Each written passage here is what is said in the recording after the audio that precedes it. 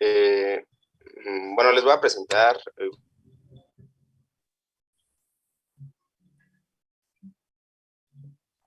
Silenciaste tu micrófono.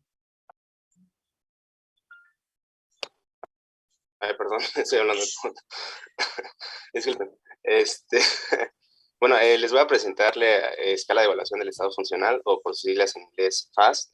Encontré que esta fue diseñada por el doctor Barry Rainsberg, el cual estaba estudiando la enfermedad de Alzheimer, y pues desarrolló dos escalas que describen detalladamente su evolución. La primera pues fue la escala de deterioro global, o por sus siglas en inglés GDS, que pues describe la progresión del deterioro en términos cognitivos. Sin embargo, pues pronto se percató que el declive funcional es un aspecto cardinal en la descripción de la evolución de dicha enfermedad, y entonces pues desarrolló esta otra escala. Ajá. Esta es una escala funcional diseñada para evaluar a los pacientes en etapas moderadas a severas de la demencia, cuando el mini mental pues ya no puede reflejar los cambios de una manera significativa. Y a pesar de que se desarrolló, pues, como dije, para la enfermedad de Alzheimer, pues esta actualmente es utilizada para determinar la severidad de otros tipos de demencia, principalmente la demencia cuando ya es de moderada a severa. Encontré que esta es una escala que tiene una fiabilidad mayor al 85%, mayor o igual al 85%, y una correlación con el mini mental del 87%. Tanto la escala de deterioro global y esta describen las características del deterioro en un patrón progresivo y ordinal, y constan de 7 niveles, principalmente numerados del pues, 1 al 7. Pero en la escala FAS, el nivel 6 y el 7 se subdividen en 5 niveles, identificados por el número correspondiente a la etapa y la letra que indica el subnivel, y van de la sexta a la de la 6A a la 6E, como ahorita lo vamos a ver. Entonces, pues esta siempre está correlacionada con la escala global de deterioro, pero pues yo aquí les hice principalmente la escala FAS, en donde pues está el estadio y el diagnóstico clínico y las características de este. El FAS 1 pues se refiere que es un adulto normal, en donde hay una ausencia de dificultades funcionales y objetivas o subjetivas.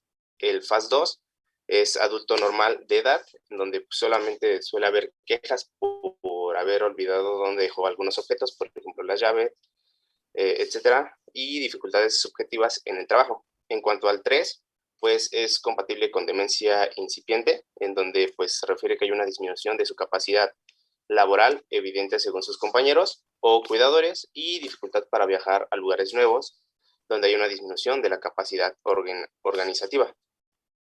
En cuanto al FAS 4, pues ya hace referencia a que hay una demencia leve, en donde pues se caracteriza porque hay una disminución de la capacidad para realizar tareas complejas, por ejemplo, planificar una cena para invitados, y de manejar las finanzas personales, por ejemplo, olvido pagarte facturas o olvido el dinero, etc. Y dificultad de compras. En cuanto al FAS 5, ya hay una demencia moderada, en donde se caracteriza porque pues, el paciente requiere asistencia para escoger la ropa adecuada del día y a la estación.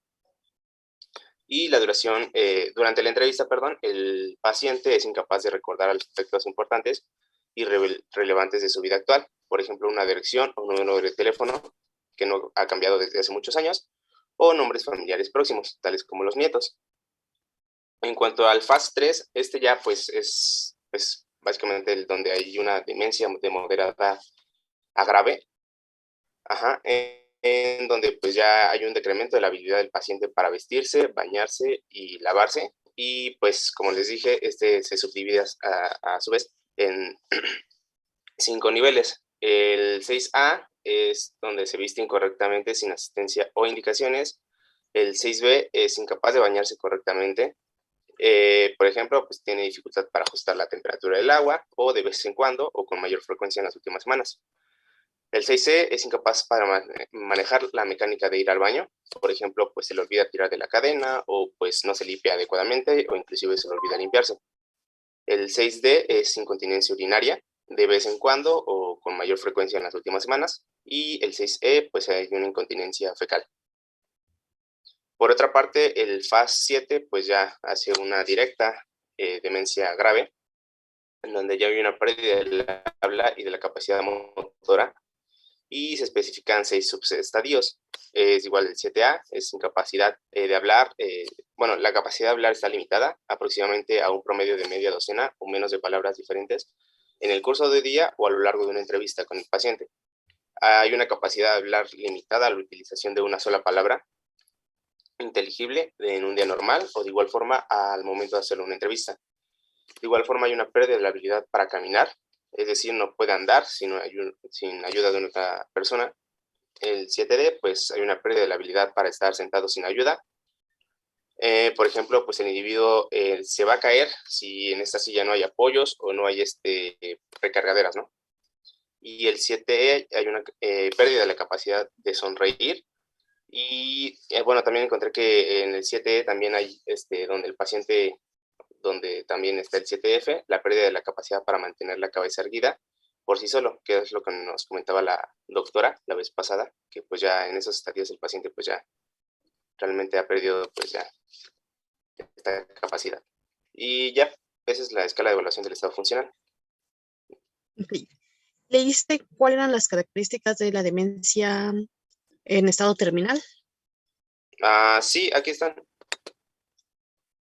los criterios. Perfecto. A ver, ¿nos lo puedes decir?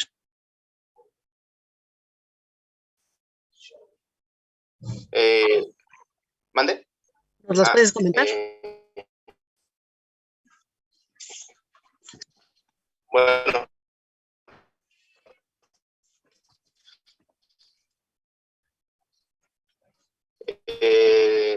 bueno, en cuanto a la demencia, una prevalencia entre el 30 y 40% por arriba de los 85 años. En cuanto a la demencia terminal, pues esta se decía en la literatura que es la última fase, y pues en muchos casos esta es la más estresante y la más difícil, tanto para los cuidadores como para los pacientes. Los objetivos de manejo de la demencia, pues básicamente es el control de los síntomas, el soporte emocional de la unidad del paciente o familia, o cuidador paciente, y la exclusión de intervenciones terapéuticas agresivas para el paciente.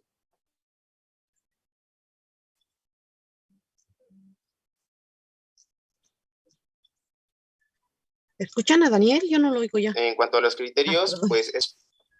¿Sí me escuchó? Sí, ya. Perdón.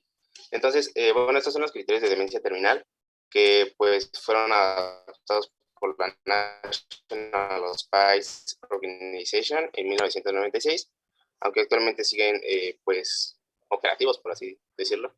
Estos pues se basan en dos grandes grupos, que es el estado funcional y la presencia de complicaciones médicas.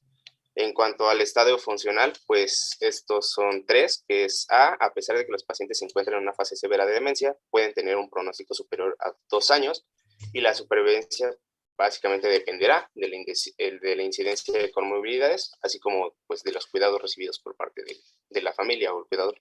El B, pues que el paciente tenga un estadio 7 o superior según la escala FAST, y pues también que el paciente deberá presentar las siguientes características, es decir, incapacidad de caminar sin ayuda, incapacidad de vestirse sin ayuda, incapacidad de bañarse correctamente y la incontinencia urinaria y fecal. De igual forma, incapacidad de hablar o comunicarse con sentido. Pues esta especificaba que pues habla limitada aproximadamente a media docena de palabras o menos en el curso de un día o durante una entrevista. Por otra parte, la presencia de complicaciones médicas pues solamente son 3, de igual forma que el estadio funcional. En esta, pues la A es la presencia de comorbilidades médicas lo suficientemente severas para requerir un tratamiento, documentadas en el último año, la supervivencia en la demencia terminal. El B, hay condiciones de comorbilidades, tales como la neumonía por aspiración, pielonefritis u otras infecciones del tracto urinario superior, septicemia, úlceras por presión, múltiples en el estadio 3 o 4 y fiebre recurrente después de los antibióticos. Y por último, pues es la dificultad en la ingesta o rechazo de comida es suficientemente severa para que el paciente pues no pueda mantener un aporte correcto para vivir, y pues hay una pérdida de peso mayor al 10% durante los 6 meses previos, o también pues una albúmina menor a 2.5 miligramos sobre decilitro. Por último, en cuanto al pronóstico, pues algunas variables, bueno, como tal, la predicción de la supervivencia en la demencia en estado terminal, pues encontré que es un proceso complejo, pero pues es útil para poder establecer la estrategia terapéutica y también pues suena un poco feo, pero pues el límite del esfuerzo terapéutico. En cuanto al pronóstico, pues las variables que pueden predecir una esperanza de vida en menos de 6 meses, pues son el deterioro cognitivo grave, según las escalas GDS o FAST, la discapacidad severa con una puntuación de índice CATS de D o peor, estado nutricional deficitario con pérdida mayor al 10%. No sé si tengan dudas. No, la verdad es que lo hiciste bastante bien. Entonces aquí lo que yo quería que correlacionaran eran las dos que nos pusiste, ¿no? La escala FAST, para que sepan más o menos en qué estadio de la demencia puede estar un paciente. Y cuando llega al estadio de FAST 7, pues ya se considera una demencia muy avanzada y asociado a lo que comentaste, ¿no? Las comorbilidades o complicaciones como neumonías, infecciones de vías urinarias, úlceras por presión, pues ya eso sí se considera un paciente que está en etapa terminal. Y es muy importante, aunque dices, se escucha feo, pero no, en realidad es lo adecuado, que haya limitaciones en nuestras opciones terapéuticas, porque no tiene caso que tú, por ejemplo, metas a un paciente con un FAST E, un FAST F, con neumonías de broncoaspiración, a una, por ejemplo, gastrostomía. Eso todavía suele ser muy habitual.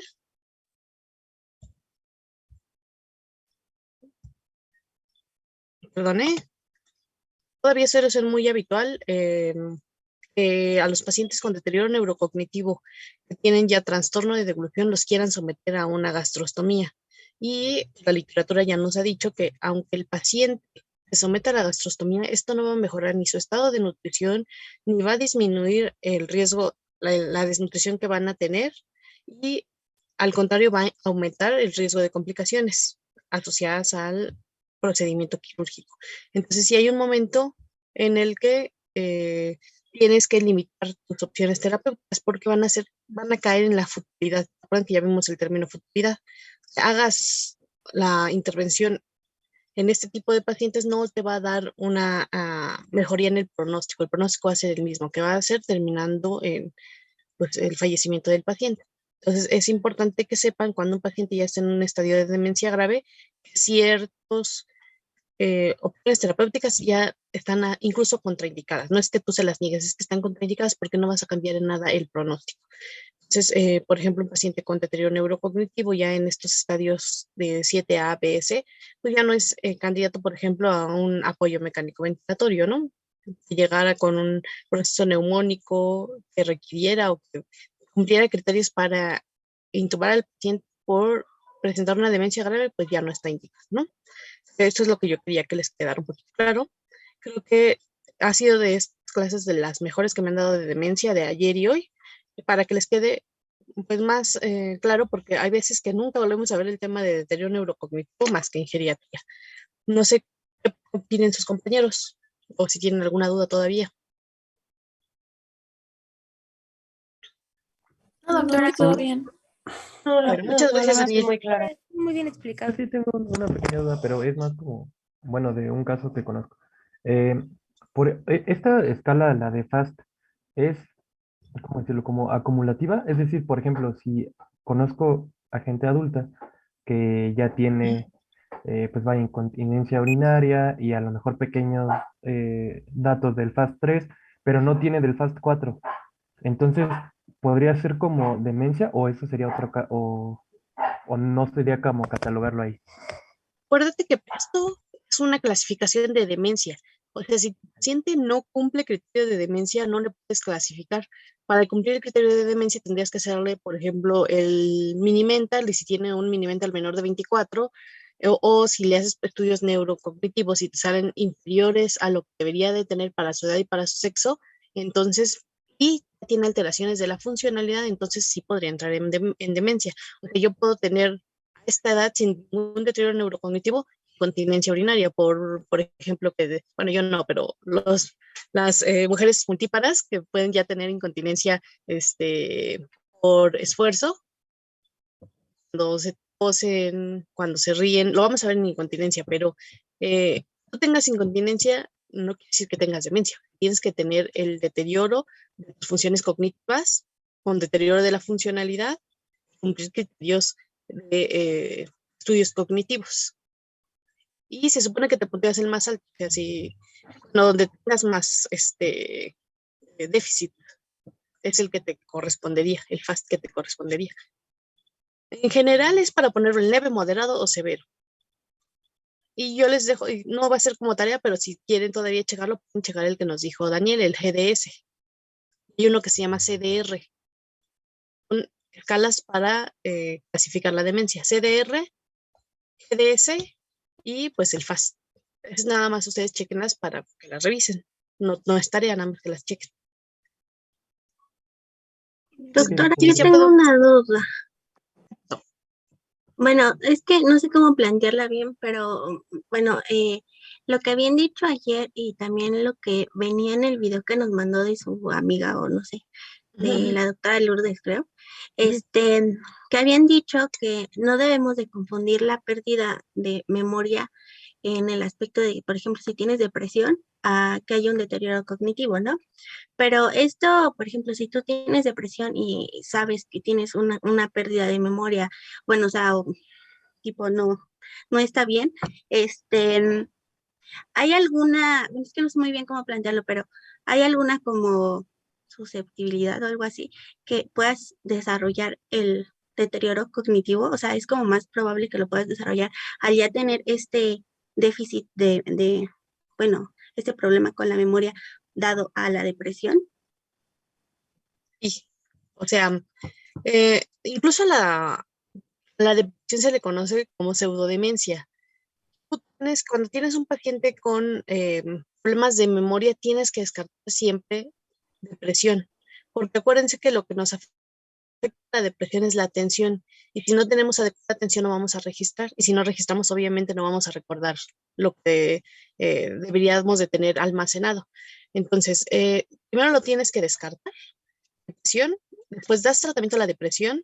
Si aún con el tratamiento de la depresión mejoran los síntomas depresivos, pero no mejora la cognición, entonces ya tendrías que descartar un deterioro cognitivo.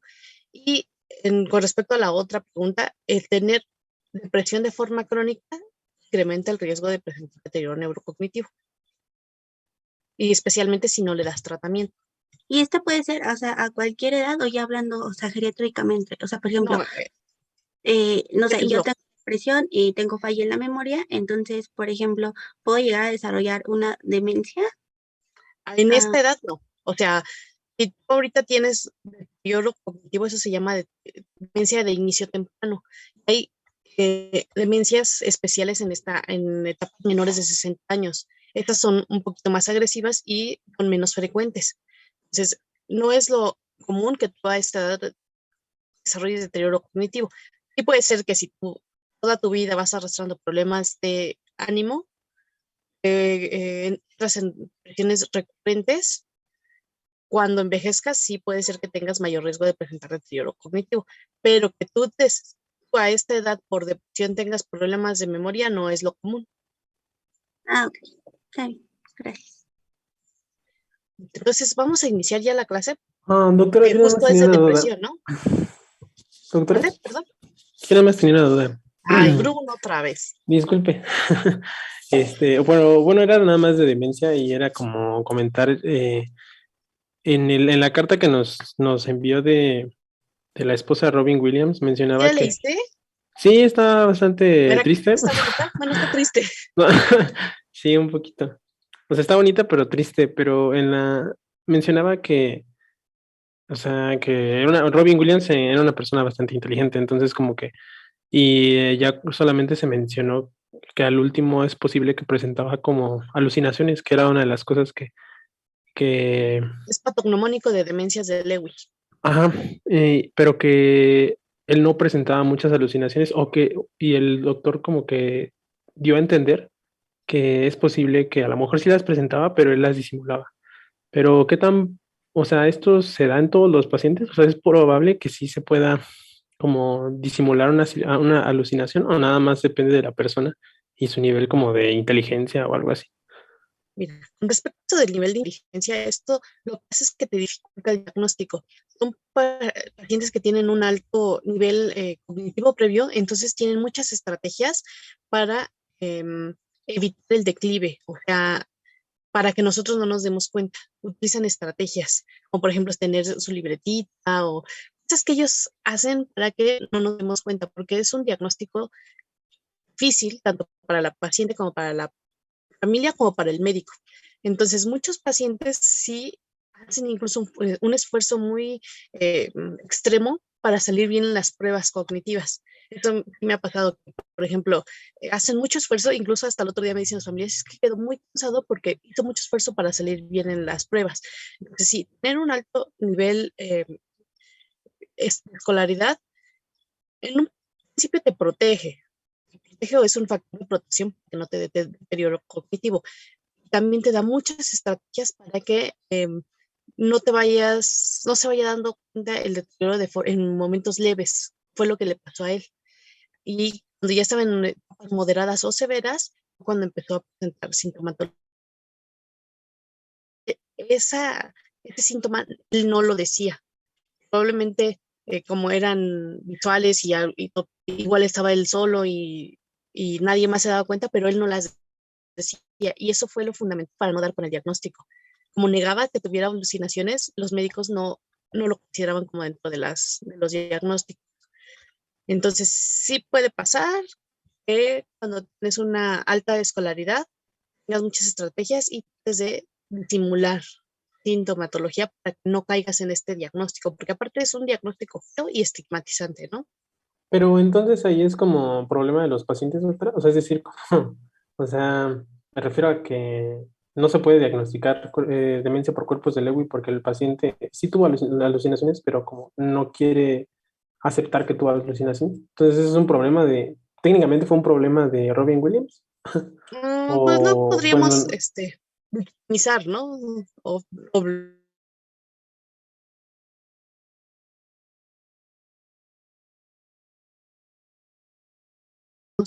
en sus zapatos, pero a mí, por ejemplo, yo personalmente sí he tenido algunos síntomas asociados, por ejemplo, a resistencia a la insulina o a glucosa en ayuno alterada.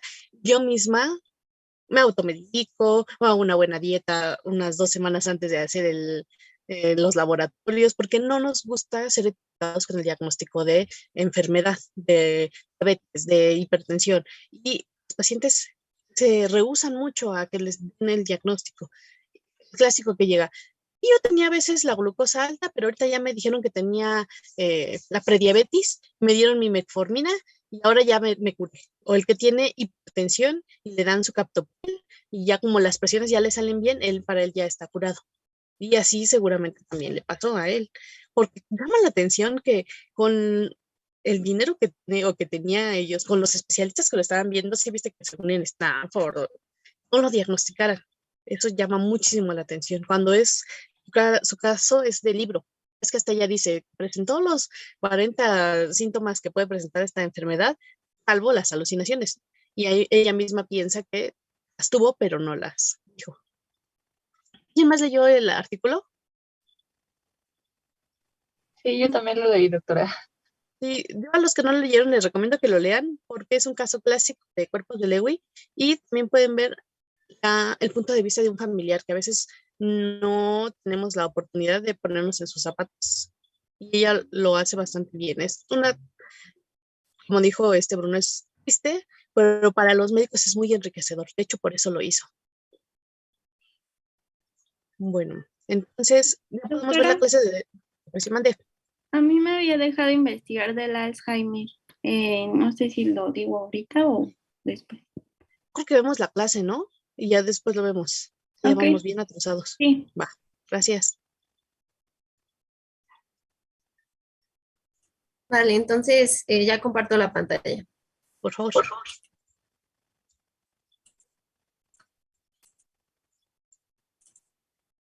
¿Ya se ve?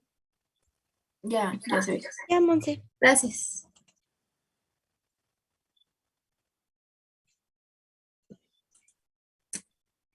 Bueno, pues buenos días a todos. Hoy vamos a ver la depresión en el paciente geriátrico. Un momento, está cargando.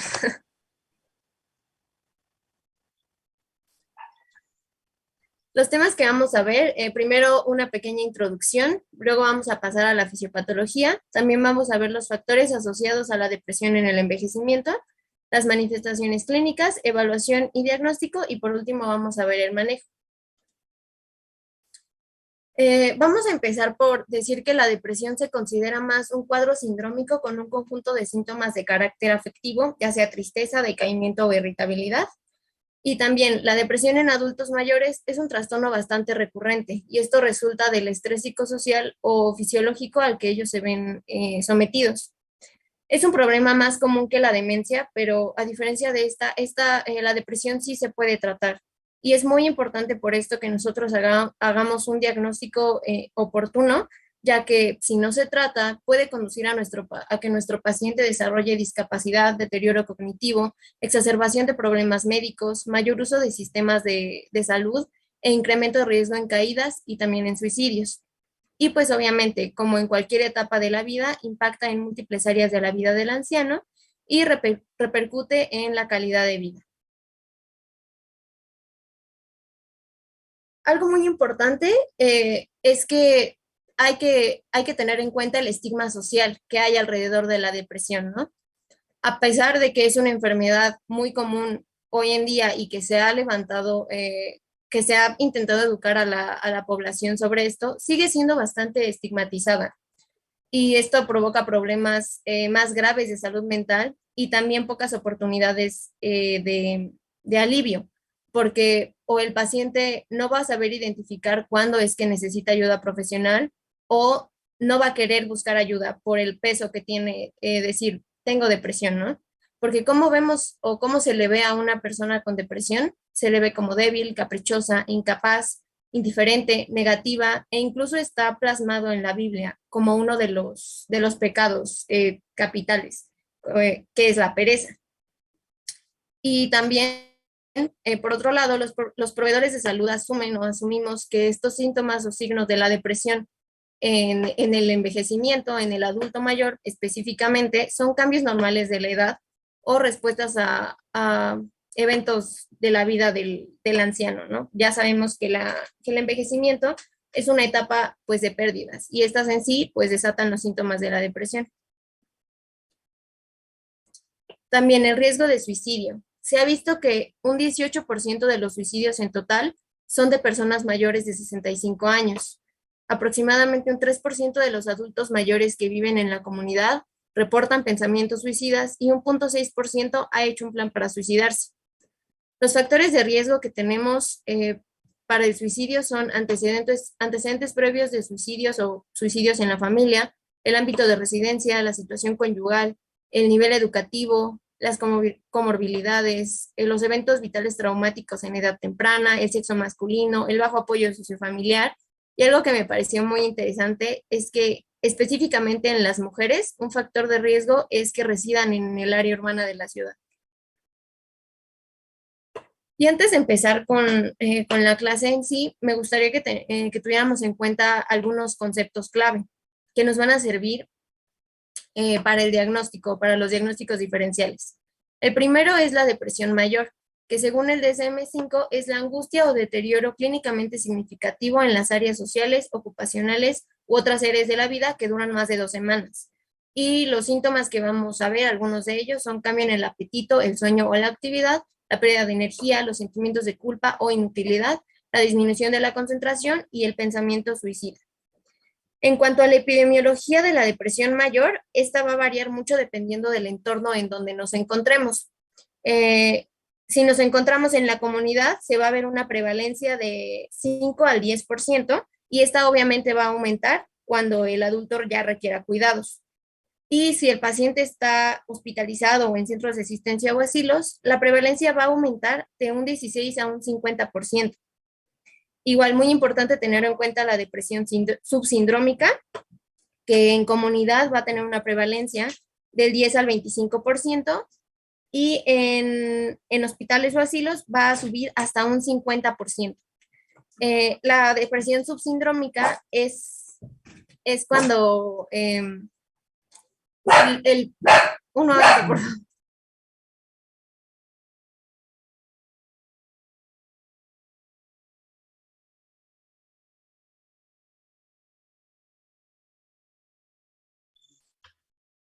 El Hachiko quiere darnos su... Perdón, mi situación. perrita se emocionó un poquito. La depresión subsindrómica es cuando el paciente va a presentar síntomas de depresión, pero no va a calificar propiamente como depresión mayor. Y también en la depresión van a estar incluidos los trastornos depresivos persistentes, esta es la distimia, y el trastorno depresivo inducido por una sustancia o medicamento. El siguiente concepto es el trastorno afectivo bipolar, que según el DSM-5 es necesario que se cumplan los criterios para un episodio maníaco, seguido de un episodio hipomaníaco o de depresión mayor. Los adultos mayores en general van a presentar una mejor función psicosocial y una psicopatología menos severa, aunque va a haber igual mayores etiologías neurológicas y mayores comorbilidades como el deterioro cognitivo. Y también son más propensos a tener una mezcla de depresión e irritabilidad más marcada. Y el último concepto es la depresión vascular, que más adelante voy a hablar un poquito más a fondo de esta, pero ahorita es importante que tengamos en cuenta que se va a presentar en pacientes con antecedentes de accidente cerebrovascular. Estos van a tender a ser más agresivos y tienen un aumento en la alexitimia, es decir, que no pueden identificar o describir emociones. Y las causas de esta van a ser multifactoriales. Ya un poquito más adelante vamos a hablar de esto.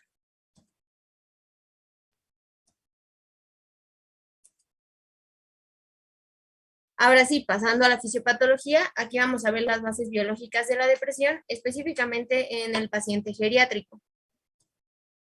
Empezamos por la dopamina y la noradrenalina, que estas van a ser catecolaminas. Van a tener un origen a partir de la tirosina. Las enzimas que las van a degradar van a ser la MAO y la COMT. Van a tener transportadores presinápticos que las van a retirar de la hendidura presináptica y también varios receptores y autorreceptores pre y postsinápticos. Por otro lado, la serotonina, que esta es una indolamina sintetizada a partir del triptófano. La enzima de degradación va a ser la MAO. También va a tener el transportador específico de serotonina que la va a quitar de la hendidura presináptica y igualmente receptores y autorreceptores.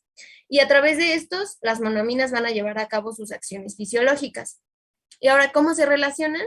Pues ya sabemos que la noradrenalina va a regular a la baja o a la alta, dependiendo del receptor al que se una, a las neuronas serotoninérgicas.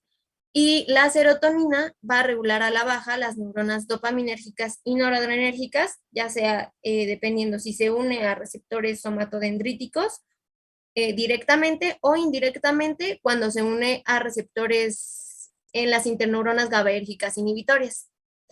Y es por esta relación entre estos tres subsistemas que la hipótesis monoaminérgica de la depresión en el anciano va a ser la más aceptada. Y se ha ido trasladando desde un planteamiento centrado en la disminución de las monoaminas, es decir, que ya no haya tanto neurotransmisor en la hendidura presináptica para que se lleve a cabo la acción fisiológica, hacia más del punto de vista que hay un trastorno en la regulación de los propios receptores de las monoaminas que están expresados a la alza. Es decir, que hay una cantidad normal de neurotransmisor, pero al haber mayor cantidad de receptores, ya no se activa de la misma manera, ¿no? Pero al momento es difícil demostrar cualquiera de estas teorías y que estas sean las responsables de la depresión en el adulto mayor. Y también se estima que puede haber problemas en la cascada de señalización en la membrana postsináptica. Y estas podrían afectar el mecanismo neuronal e incluso la expresión génica. Y los 3 genes que se cree que están involucrados en esta fisiopatología de la depresión va a ser el gen del factor neurotrófico derivado del cerebro, BDNF, que en modelos animales se ha visto que el estrés puede afectar la producción de este gen que va a estar involucrado en la neurogénesis cerebral, específicamente en la neurogénesis hipocámpica. Entonces, al afectar esta producción, va a haber una menor neurogénesis hipocámpica. El siguiente gen es el elemento de respuesta de la unión a proteína CAMPK, por sus siglas en inglés CREB, y el estrés va a tener los mismos efectos sobre este gen. Y por último tenemos el gen del transportador de serotonina, que se va a expresar en 2 alelos, el corto y el largo. Y en individuos, en animales, se ha visto que los individuos que expresan el alelo corto van a responder a los antidepresivos, van a responder peor a los antidepresivos. También van a presentar depresiones, más depresión después de un infarto cardíaco, mayor dificultad para alcanzar la remisión de los síntomas y también necesitan periodos de tratamiento más prolongados. Y esto obviamente también tomando en cuenta los cambios en el envejecimiento que hay en el cerebro, ¿no? Aquí les puse una imagen que muestra un cerebro joven con una densidad neuronal alta y múltiples sinapsis. Y después vemos aquí el envejecimiento cerebral, en donde ya va a haber atrofia, apoptosis y disminución en el número de las sinapsis. Entonces, esto combinado con la hipótesis monomenérgica es en sí la fisiopatología de la depresión en el anciano. Y ¿cuál es la diferencia entre la depresión de inicio temprano y la depresión de inicio tardío? de hecho, bueno, yo leí que la depresión en el anciano se conocía como depresión tardía. No sé si tenga que ver con eso. O sea, supongo que la depresión de inicio temprano es cuando no hay estos cambios en el cerebro que se dan en el envejecimiento, y la depresión tardía es cuando ya ocurren estos cambios del envejecimiento. No sé si sea eso. La depresión de inicio temprano es cuando tuviste tu primer episodio de depresión antes de los 65 años, antes de iniciar en la vejez. En realidad sí tendría que ver con lo que nos estás comentando. Y la depresión de inicio tardío es que durante toda tu juventud, tu etapa de adulto, no presentaste ningún episodio de depresión, debutaste con depresión ya como adulto mayor. Esa es la diferencia. Ok, Entonces muchas ahorita gracias. estaríamos hablando más de la depresión de inicio tardío. Sí, Ok, perfecto. gracias. Y ahora pasando a la fisiopatología de la depresión vascular, esta, además de los síntomas depresivos, también se van a presentar alteraciones cognitivas. Y se han visto hallazgos patológicos en las vías córtico-estriadas talamocorticales, hallazgos que también aparecen en los trastornos de ansiedad. Y para explicar esta depresión vamos a tener 2 hipótesis principales. La primera va a ser la presencia de infartos lacunares en el lóbulo frontal y en la cabeza del núcleo caudado, y la segunda va a ser que existe un umbral para la presencia de lesiones en la sustancia blanca cerebral. Estas lesiones se van a presentar como lesiones hiperintensas en la resonancia magnética. Y este umbral va a ser de 10 centímetros. Es decir, que si entre todas las lesiones que haya en la sustancia blanca sobrepasan los 10 centímetros, es ahí cuando se van a presentar alteraciones cognitivas, también alteraciones en las funciones ejecutivas y en el estado de ánimo. Y también se especula que hay una relación entre la depresión en el anciano y la patología vascular cerebral o cardíaca, con el metabolismo de los ácidos grasos poliinsaturados y con la inflamación. Ahora vamos a pasar a los factores asociados a la depresión en el envejecimiento. Tenemos en sí 4 grandes grupos. Van a ser biológicos, físicos, psicológicos y sociales. En los biológicos tenemos los antecedentes familiares, los episodios anteriores de depresión o intentos de suicidio y los cambios en el envejecimiento que ya mencionamos. En los físicos vamos a tener enfermedades específicas como la demencia o el Parkinson. Más adelante vamos a ver otras enfermedades. La exposición a fármacos, la privación sensorial, que es básicamente la pérdida de la visión y el oído, la pérdida de la función física, dolor o daño a la imagen corporal por amputación o falla orgánica. En los psicológicos vamos a tener conflictos no resueltos, pérdida de memoria y demencia, desorden de personalidad, miedo a la muerte, abuso de sustancias y deterioro del bienestar espiritual. Y en los sociales vamos a tener duelo, básicamente, aislamiento, pérdida de trabajo, pérdida de ingresos económicos, falta de apoyo social, eventos estresantes de la vida y vivir en soledad. podemos ver que muchos de estos factores predisponentes tienen que ver con las pérdidas que se dan en el envejecimiento. Pasando a las manifestaciones clínicas, aquí vamos a ver signos y síntomas de la depresión y vamos a también ver cómo se relaciona la enfermedad física con la depresión.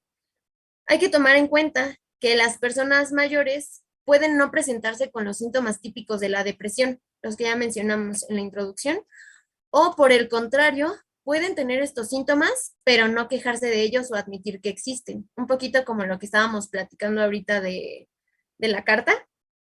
Y es por esto que es muy importante la intervención oportuna en estos pacientes. Es decir, vamos a tener que evaluar constantemente a los ancianos para detectar posibles signos o síntomas de depresión, especialmente en periodos de pérdida o transición. Ahora, los síntomas que se van a presentar más comúnmente en el adulto, van a ser síntomas somáticos y cognitivos, como dolor, fatiga, insomnio, mareos, dolor de cabeza, problemas gastrointestinales, hipocondría o agitación. Y aquí les resalté el insomnio porque este va a ser muy común en la población geriátrica. Incluso puede ser la queja inicial cuando no hay un diagnóstico en sí de depresión. Pero sí, muy importante, tenemos que descartar otras causas del insomnio, porque ya sabemos que el insomnio puede estar originado en muchas patologías, en muchas enfermedades. Tenemos la dificultad respiratoria, la apnea obstructiva del sueño, la ansiedad, la inquietud, la enfermedad de reflujo gastroesofágico o el síndrome de piernas inquietas. Incluso los medicamentos pueden causarnos insomnio. Y también, muy importante es que el envejecimiento en sí se asocia a cambios en los patrones del sueño. Entonces, puede haber insomnio incluso cuando no hay enfermedad. Entonces, sí puede ser un síntoma de depresión, pero hay que descartar que no tenga otras causas o que no sea incluso del envejecimiento en sí. Y aquí les dejé los síntomas que más generalmente se presentan en la depresión, separados por sistemas para que más al rato los chequen ya con más calmita. Y ahora, ¿cómo se relaciona la enfermedad física con la depresión? Ya sabemos que el adulto mayor está más propenso a padecer más enfermedades, ¿no? Y estas enfermedades van a poder imitar o precipitar los síntomas depresivos. Y en sí, ya ser funcionalmente dependiente o médicamente enfermo, ya teniendo un diagnóstico. Y más incluso si este diagnóstico trae consigo una esperanza de vida más corta, ya aumenta significativamente las probabilidades de padecer depresión.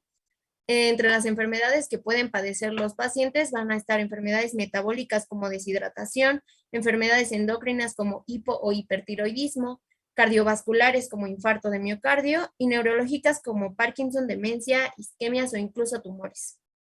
Y también tener en cuenta que la depresión puede no estar provocada por la enfermedad en sí, y puede estar más provocada por el tratamiento que se le da a los pacientes por estas enfermedades, ya sea que estén institucionalizados, el término que ya vimos en clases pasadas, que esta institucionalización nos va a llevar a un aislamiento, y el aislamiento es un factor predisponente para la depresión.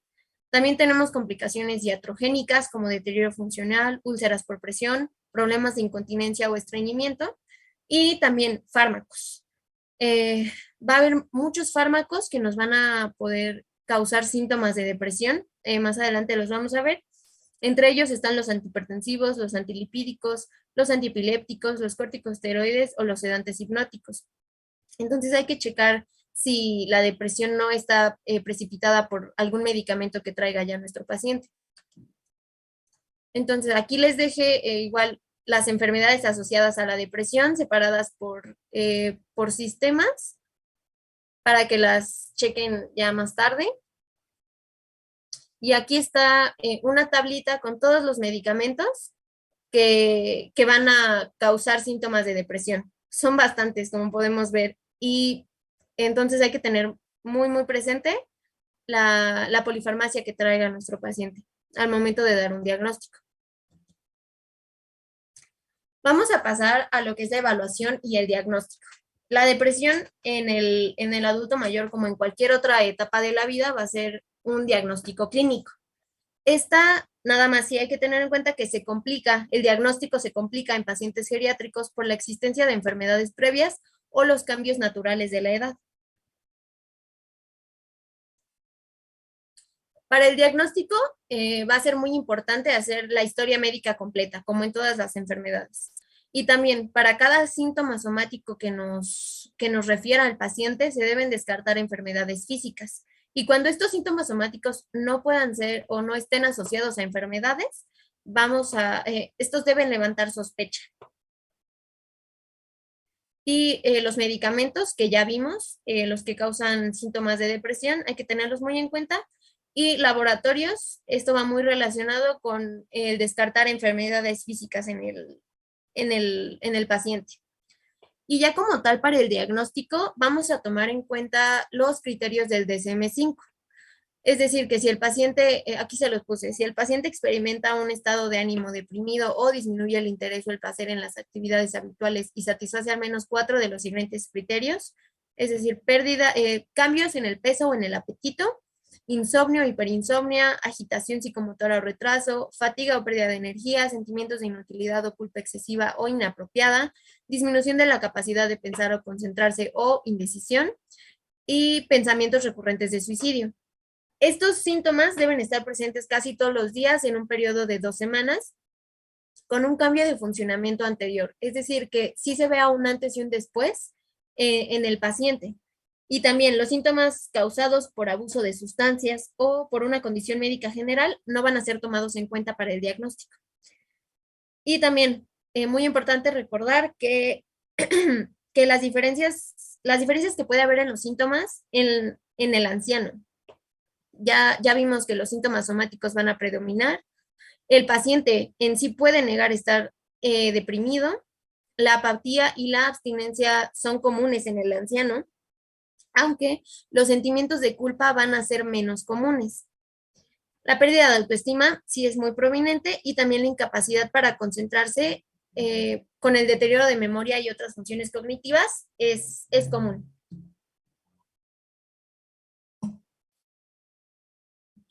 Ahora, vamos a tener nosotros herramientas en las que nos podemos apoyar para hacer el diagnóstico, que van a ser las escalas de depresión, específicamente dirigidas hacia el anciano. Y estas escalas, junto con una buena anamnesis centrada en los síntomas depresivos, nos van a ser muy útiles a la hora de hacer un diagnóstico. Y también, para evaluar el riesgo en nuestros pacientes, podemos hacer solamente una pregunta. Pregunta como, ¿cuántas veces se ha sentido triste o decaído en el último mes? Y ya las respuestas pueden ir desde nunca hasta siempre, y ya basándonos en eso, vamos a decidir si hacer una escala de depresión o si el paciente no tiene tanto riesgo de padecerlo. Les voy a hablar ahorita de 3 escalas. La primera va a ser la escala de depresión geriátrica, GDS por sus siglas en inglés, Geriatric Depression Scale, que es esta que les puse aquí. La versión original va a tener 30 ítems, pero la versión que más se va a utilizar va a tener 15 ítems. Esta viene en su valoración geriátrica integral. Esta está hecha para la población adulta mayor, para que la chequen también. Exacto. Aquí se las puse, aquí vienen las 15 preguntas. Los signos que están en negritas van a ser los que se van a tomar como puntos pues positivos. Al final estos los vamos a sumar y aquí está la interpretación, que puede ir desde que no tenga síntomas depresivos hasta que presente síntomas depresivos graves. La siguiente escala va a ser el cuestionario de salud del paciente, PHQ por sus siglas en inglés, que es Patient's Health Questionnaire, y aquí vamos a tener 2. La primera es de 2 ítems, que tiene una sensibilidad del 97% y una especificidad del 67%, y esta va a ser la primera que vamos a aplicar. Si aquí en estas el paciente sale positivo, vamos a aplicar la de 9 ítems, que tiene una sensibilidad del 61% y una especificidad del 94%. Y aquí se las puse, aquí está la de 2 ítems y la de 9 ítems, por si las quieren checar más adelante, igual aquí están los links de donde las saqué. Y la tercera escala va a ser la escala de Hamilton, HDRS por sus siglas en inglés, Hamilton Depression Rating Scale, La versión original va a tener 21 ítems y la versión más usada, que es la que les puse aquí justamente, va a tener 17 ítems. Aquí igual les puse los puntos de corte, que va desde no deprimido, de 0 a 7 puntos, hasta depresión muy severa con más de 23 puntos. Y aquí igual está el link, por si la quieren checar de ahí. Entonces aquí les puse la escala de Hamilton. Y el diagnóstico diferencial. Este va a ser muy importante. Vamos a tener 5 principales. La demencia, la ansiedad, que esta hay que tenerla presente porque muchas veces puede acompañar a la depresión. También vamos a tener el trastorno bipolar, los trastornos de adaptación y las enfermedades médicas que ya vimos previamente. Y ya por último, vamos a ver el manejo del paciente con depresión. Vamos a checar tratamiento farmacológico y tratamiento no farmacológico.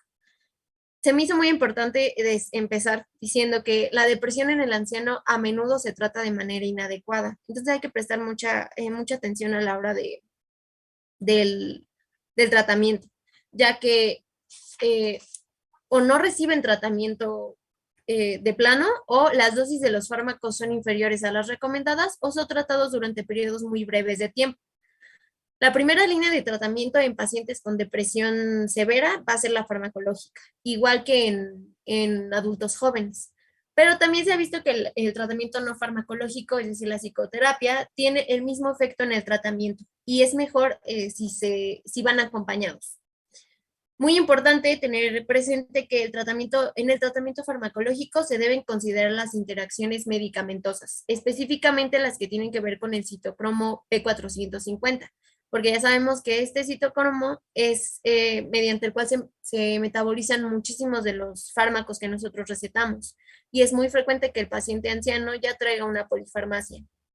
Entonces hay que estar pendientes de estas interacciones. Y pues obviamente los efectos adversos que los antidepresivos van a provocar en el adulto mayor. Vamos a empezar con el tratamiento farmacológico. El tratamiento en pacientes ancianos va a ser el mismo que en adultos jóvenes, con sus respectivas consideraciones, obviamente, de los efectos adversos que pueden presentar. La primera línea va a ser los inhibidores selectivos de la recaptura de serotonina. Y aquí se los dividí en 3 grupos dependiendo de los efectos adversos que estos pueden llegar a presentar.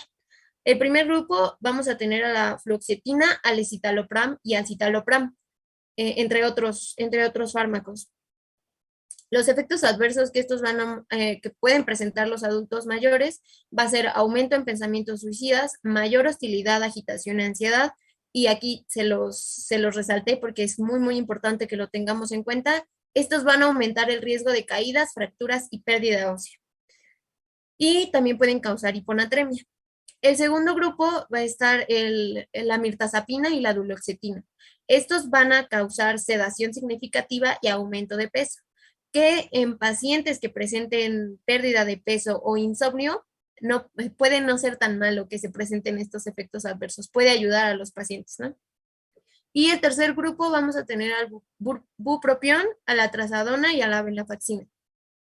Y específicamente de la venlafaxina, no se puede dar en personas que presenten hipertensión, que tengan hipertensión. Y también pueden dar hiponatremia.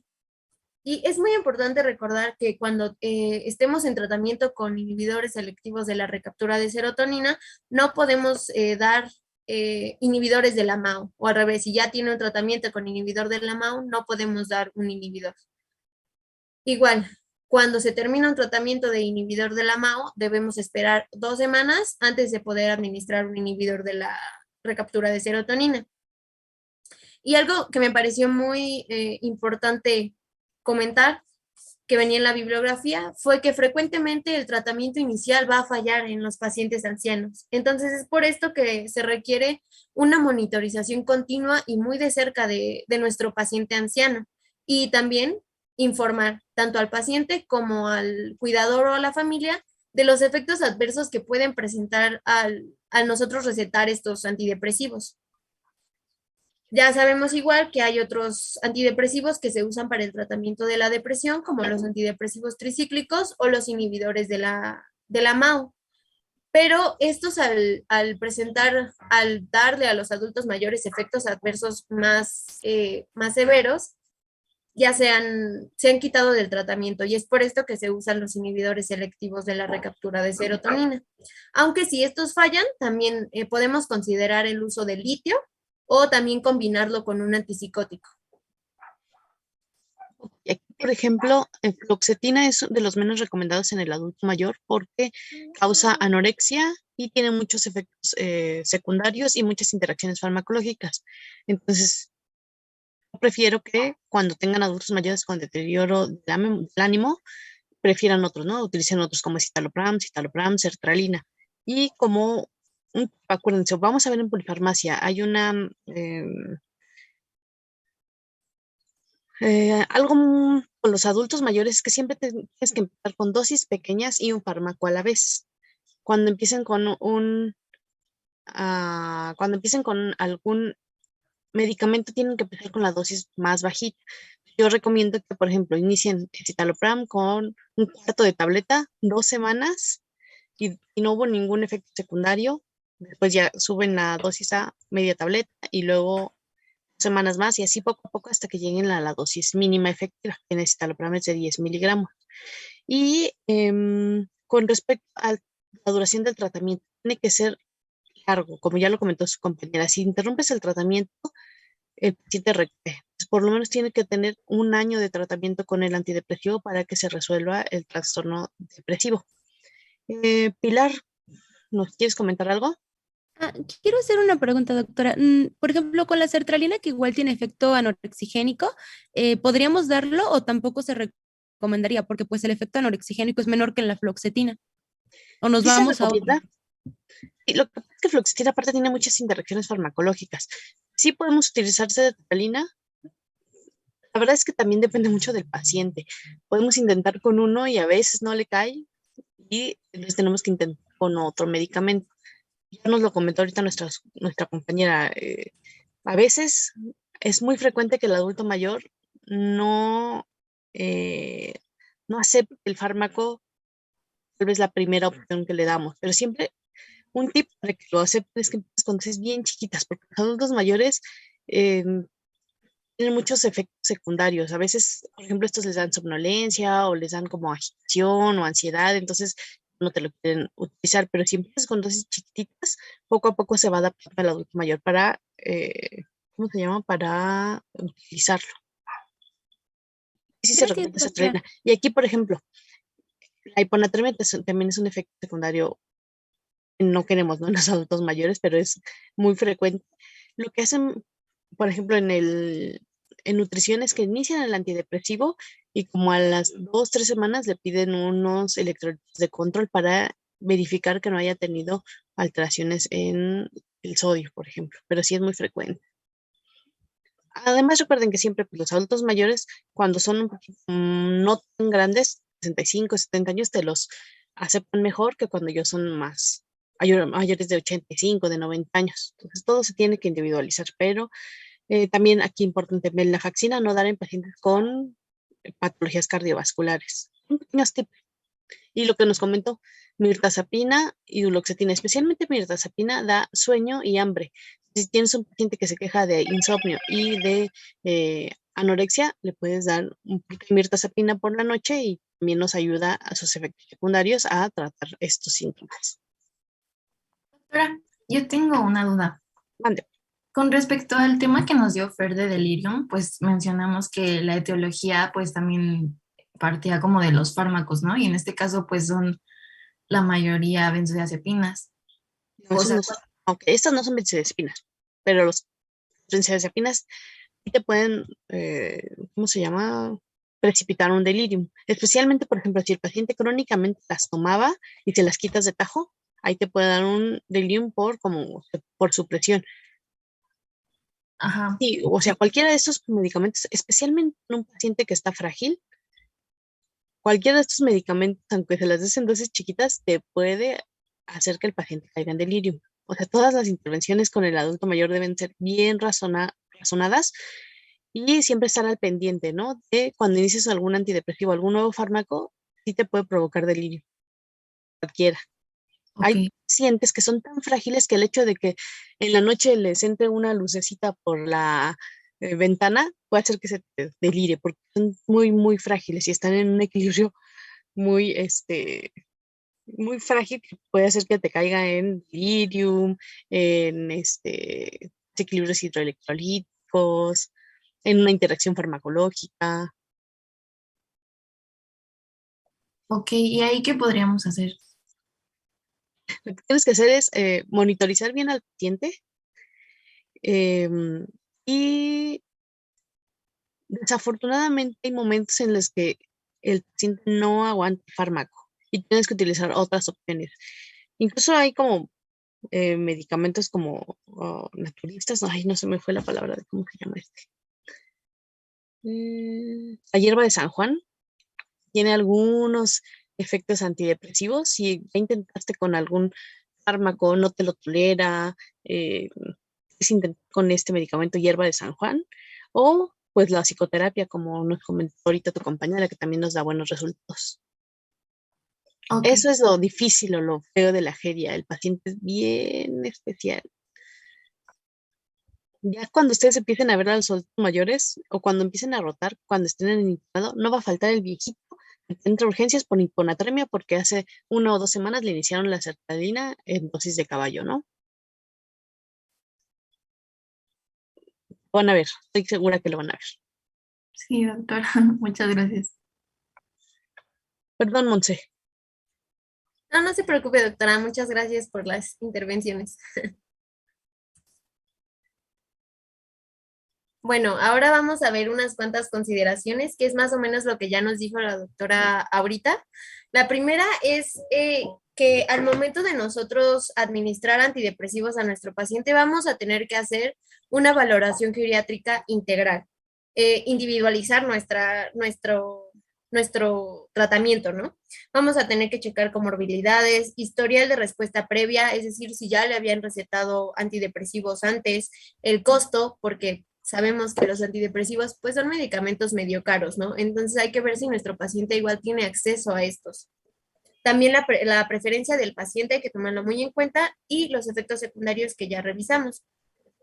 Luego, la respuesta al antidepresivo va a poder verse a las 2 semanas de iniciado el tratamiento. También es muy posible que que se presenten problemas con el apego al tratamiento. Esto puede ser por muchas causas, debido al estado cognitivo del paciente, a las comorbilidades o incluso a los problemas con la polifarmacia. Es decir, cuando nuestro paciente ya traiga polifarmacia y que ya tome muchos medicamentos, nosotros le vamos a aumentar un antidepresivo, entonces puede llegar a complicar el estar ingiriendo tanta pastilla.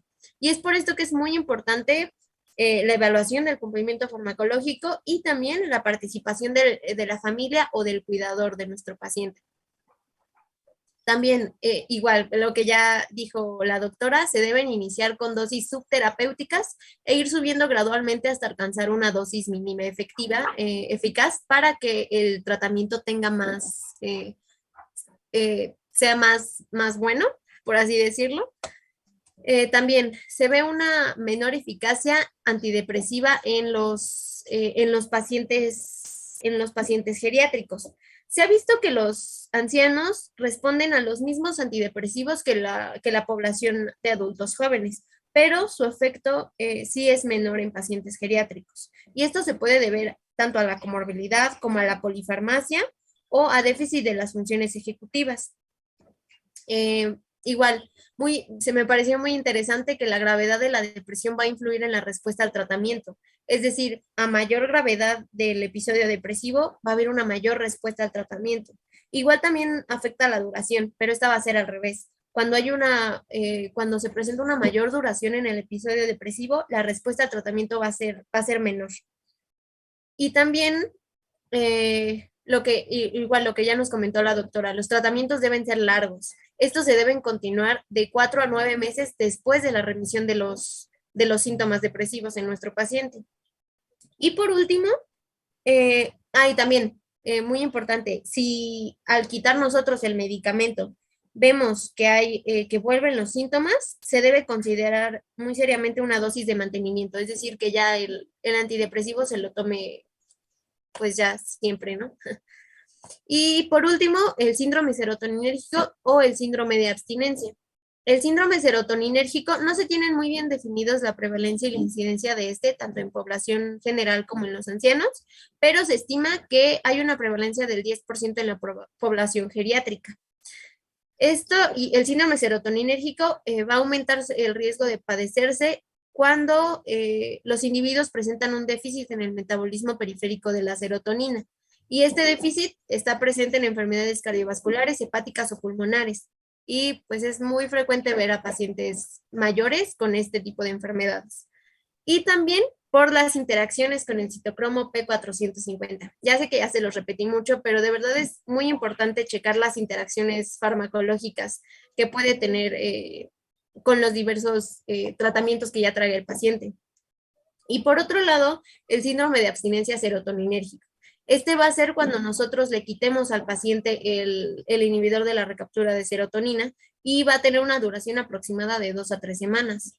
Va a presentarse nuestro paciente con aturdimiento, insomnio, agitación, náusea, dolor de cabeza y alteraciones sensoriales. Hay que estar muy pendiente de estos dos síndromes.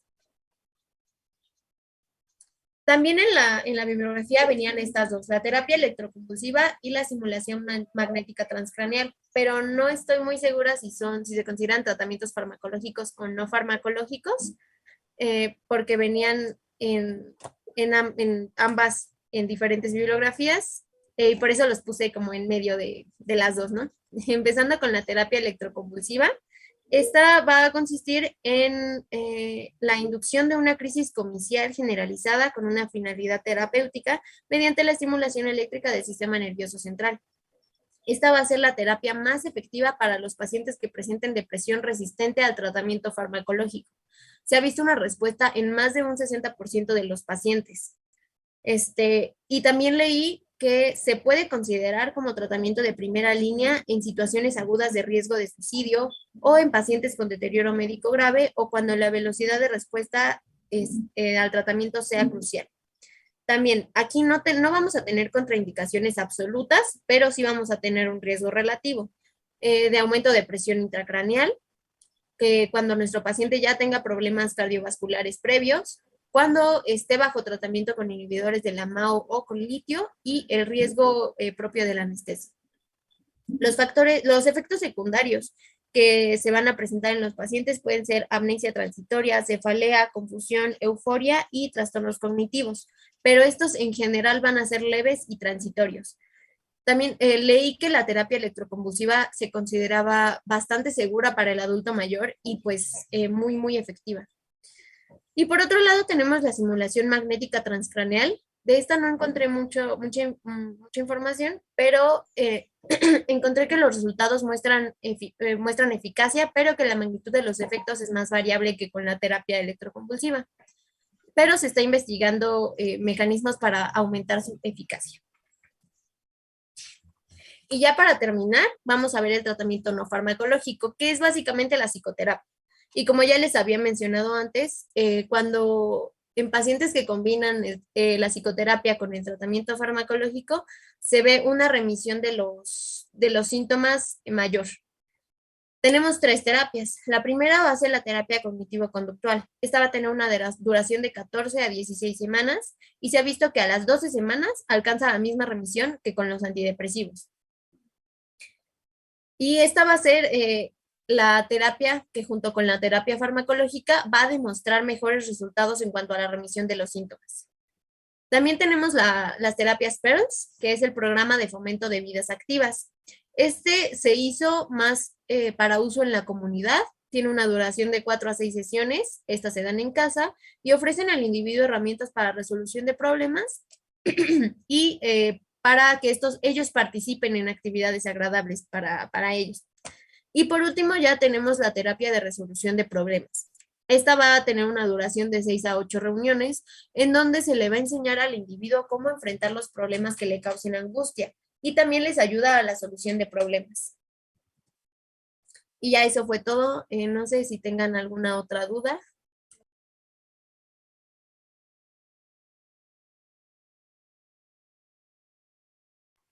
Creo que no. Todo estuvo bien, gracias.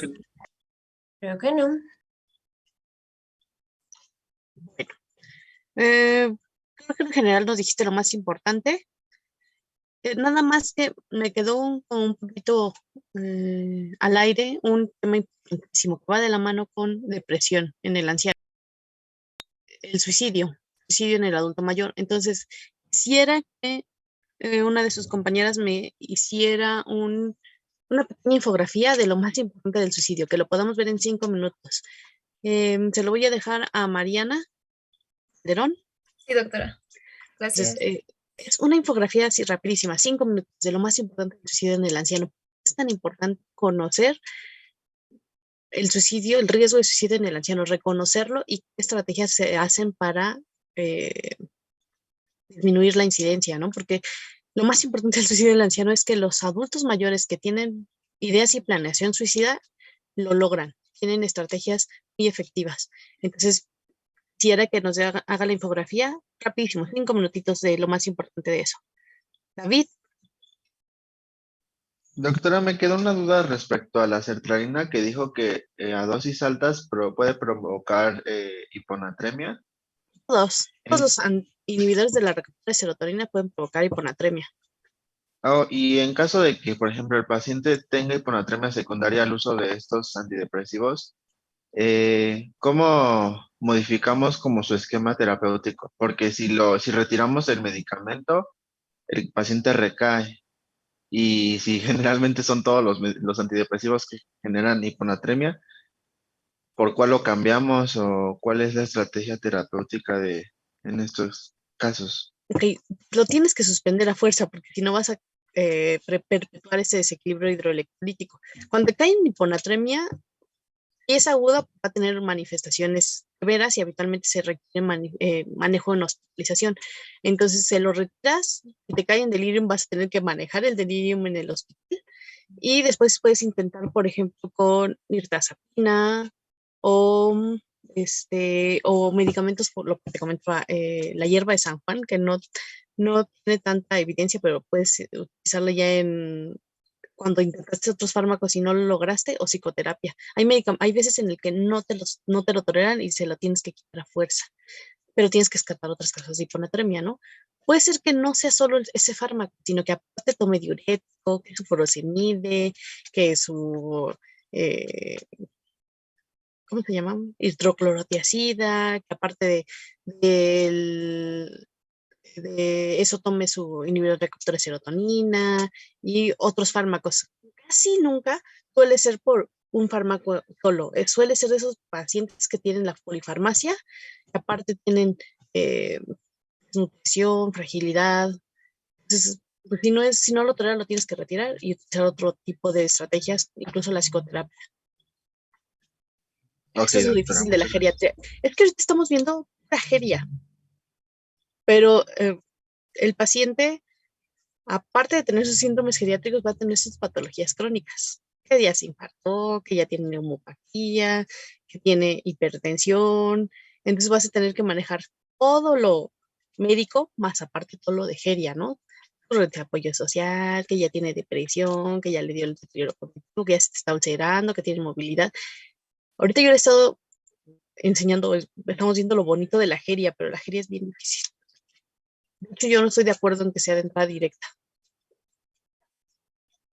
Y si mi compañera que les pasé el video también pone, la geriatría es una rama de la medicina interna porque pienso que sí requieres unas muy buenas bases de interna para ser un buen geriatra. Y ahorita, pues ya todos son de entrada directa. Todo esto que ustedes están aprendiendo en 2 semanas, ellos los tienen que ver en 4 años junto con todo lo de interna. Fui en 4 años interna y 2 años solamente me dediqué a ver pura geria. Es difícil. Cuando vean pacientes adultos mayores, sí es pesado. Tienes que hacer muchas intervenciones. Y aparte, no solo en el paciente, en la familia, en la red de apoyo, qué maltrato, si hay problemas sociales, también te tienes que meter y es muy desgastante la geria.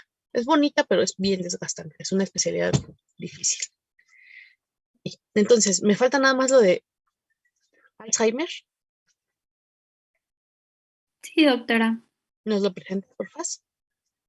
Sí, voy. Me da pena extenderme tanto, pero ni siquiera nos va a dar tiempo, porque, por ejemplo, mañana no tenemos clase. Doctora, Y, le quería ah, preguntar algo justo eso, respecto. Iva. Tú no Es que tienes es mi todavía tema, fecha, pero- ¿no?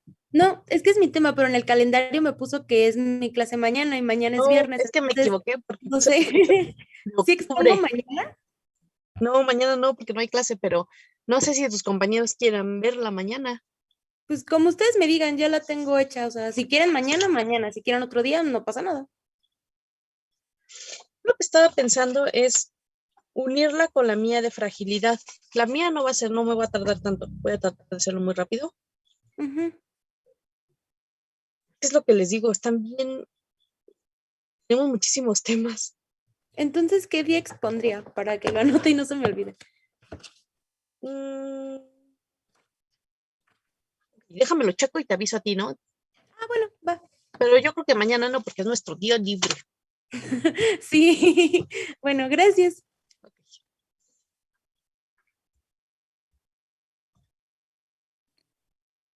Bueno, yo les voy a hablar sobre el Alzheimer. Y bueno, es hereditario. Primero que nada, pues vamos a ver qué es. Y es una enfermedad que va a afectar a las células del cerebro, es decir, las neuronas, provocando que se degeneren y mueran. Y bueno, quienes la padecen presentan un deterioro progresivo en la capacidad para procesar el pensamiento, es decir, en todos los aspectos como memoria, orientación, lenguaje, aprendizaje, cálculo, etc. Y bueno, de acuerdo a la OMS, la enfermedad de Alzheimer es la forma más común de demencia y se calcula que representa entre un 60 a un 70% de los casos.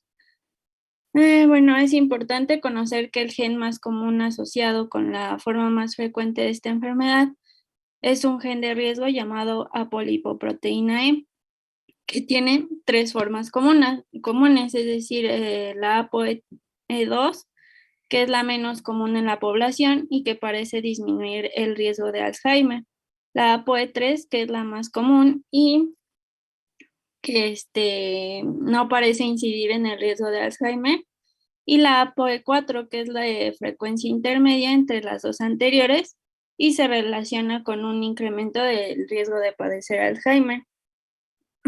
Bueno, es importante saber que cada persona tiene dos copias de cada gen y una de cada progenitor. Por tanto, como heredamos un gen ApoE de nuestro padre y otro de nuestra madre, pues tendremos dos copias o alelos del mismo. Por lo tanto, tener una copia de ApoE4 pues va a aumentar el riesgo de desarrollar la enfermedad de Alzheimer y si se tienen dos, pues el riesgo va a ser mayor. Sin embargo, el hecho de que esté presente pues no va a implicar por sí sola que vayamos a desarrollar la enfermedad, ya que pues como sabemos van a existir otros factores de riesgo. Y bueno, en el 99% de los casos la genética no va a ser un factor determinante en la aparición de esta enfermedad, sino el principal factor de riesgo para que la enfermedad se manifieste es el hecho de envejecer. Y bueno, tan solo en un 1% o menos de los casos de Alzheimer familiar, las causas pueden atribuirse de manera exclusiva a un factor genético o hereditario. Y bueno, actualmente se sabe que las formas genéticamente determinadas se van a relacionar con la mutación de alguno de los tres posibles genes que les comenté. Y bueno, en la mayoría de estos casos la enfermedad se manifiesta en personas jóvenes, antes de los 60 años de edad. Y bueno, la enfermedad de Alzheimer hereditaria o el Alzheimer de aparición temprana es una forma rara de la enfermedad y va a afectar al menos el 10% de los pacientes con la enfermedad de Alzheimer. Y bueno, el Alzheimer de aparición temprana se va a desarrollar antes de los 65 años y en personas tan jóvenes como de 35. Y bueno, esta es causada por una de las tres mutaciones en los cromosomas 1, 14 y 21. Y bueno, si incluso uno de estos genes mutados hereda de un padre, la persona va a desarrollar casi siempre Alzheimer. Es decir, todos los descendientes de la misma generación van a tener una probabilidad 50% de desarrollar Alzheimer, si uno de sus padres la tiene. Por lo tanto, si tenemos familiares que han iniciado la enfermedad con más de 65 años, vamos a tener el mismo riesgo que la población general de sufrir la enfermedad. Y pues, como sabemos, depende más que nada de otros factores de riesgo, como por ejemplo el estilo de vida. Si por el contrario tenemos familiares que han iniciado la enfermedad a una edad temprana, entonces sí estaría indicado hacer el estudio genético. Y bueno, la enfermedad de Alzheimer de aparición tardía pues no tiene una causa conocida y no muestra un patrón de herencia, sin embargo en algunas familias o grupos de casos pues son vistos. No sé si quedó claro. Excelente. A mí me quedó muy claro, no sé, compañeros. Sí, todo claro. Sí, todo claro, igual a mí. Perfecto, muy bien. Entonces ya tienen la respuesta, ¿no? Cuando te pregunten, mi papá tiene Alzheimer, ¿tengo riesgo de presentar Alzheimer? Le preguntas a qué edad lo tuvo. Lo tuvo a los 50. Sí hay un riesgo, ¿no? Porque tiene herencia autosómico dominante. Y es después de los 65 años, usted tiene el mismo riesgo que la población general. Muy bien, excelente. Muchas gracias. Entonces, terminamos la clase del día de hoy. Les digo que me da pena extenderme tanto, pero es que son un montón de temas. Mañana no nos vemos porque es nuestro día de descanso. Y nos vemos con, ¿qué sigue? Incontinencia, ¿verdad? Sí, doctora. Ok, perfecto. Entonces, bonito fin de semana, niños. Se cuidan. Gracias por todo. Gracias a usted, doctora, igualmente.